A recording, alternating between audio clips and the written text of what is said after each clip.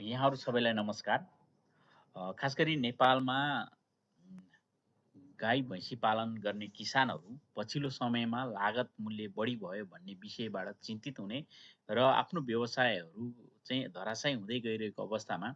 यो किन यस्तो भइरहेको छ भन्ने विषयमा संक्षिप्त रूपमा किसानहरूसँग छलफल गर्दाखेरि के विषय उठान भयो भने हाम्रो जुन चाहिँ आहाराहरू, पोषणहरू, न्युट्रिसन हामीले दिन्छौँ, फिडहरू दिन्छौँ, त्यसमा चाहिँ खास गरी मूल्य पनि बढी लाग्ने र सँगसँगै त्यसको गुणस्तरको सम्बन्धमा चाहिँ जानकारी नभएर हाम्रो लागत मूल्य बढेको हो र पशुहरू अलिक बढी रोगी पनि देखिएको भन्ने कुरा आइसकेपछि अब यो कसरी समाधान गर्न सकिन्छ भन्ने विषयमा म आफैले पनि एउटा विचार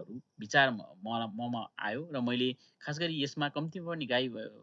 भैँसी पालन गर्ने अथवा पशुपालन गर्ने किसानहरूमा हामीले यो न्युट्रिसन अडिट गर्नुपर्छ भन्ने कुराको कन्सेप्ट मैले चाहिँ अहिले ल्याएको छु। खास गरी यसमा गर्न के खोजिएको छ भने जहाँ चाहिँ किसानहरूले आफ्नो गाईबस्तु पाल्दाखेरि आहाराहरूको व्यवस्थापन गर्नुहुन्छ, सन्तुलित आहाराहरू दिनुहुन्छ। त्यसमा आहाराको गुणस्तर के हो र कति एउटा गाईलाई उत्पादनको आधारमा कति आहारा खुवाउनुपर्छ र त्यसमा मिनरल, भिटामिन, कार्बोहाइड्रेट, फ्याट र प्रोटिनको संयोजन कस्तो हुनुपर्छ भन्ने विषयको मसिनो गरी चिरफार गर्ने र एउटा ग्याप आइडेन्टिफाई गरेर खास गरी किसानलाई नै रिकमेन्ड गर्ने र यो ढङ्गबाट यो उत्पादनमा यो किसिमको चाहिँ आहाराहरू ब्यालेन्स गरेर खुवाउनु भयो भने उत्पादन बढ्छ र लागत मूल्य घटाउन सक्छ भन्ने कुराको चाहिँ हामीले जानकारी गराउने विषयलाई लिएर हामीले न्युट्रिसन अडिट लाइभस्टकमा न्युट्रिसन अडिटको कन्सेप्ट अगाडि बढाएको हो र यसले चाहिँ खास गरी कसरी किसानहरूले खुवाइरहनु भएको छ त्यसको समग्रतामा जाँच गरिन्छ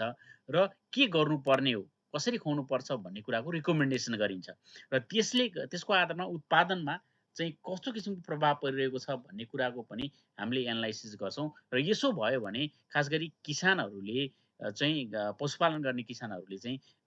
सन्तुलित आहाराहरू चाहिँ खुवाउने कुराको जानकारी हुने र यसले गर्दाखेरि यो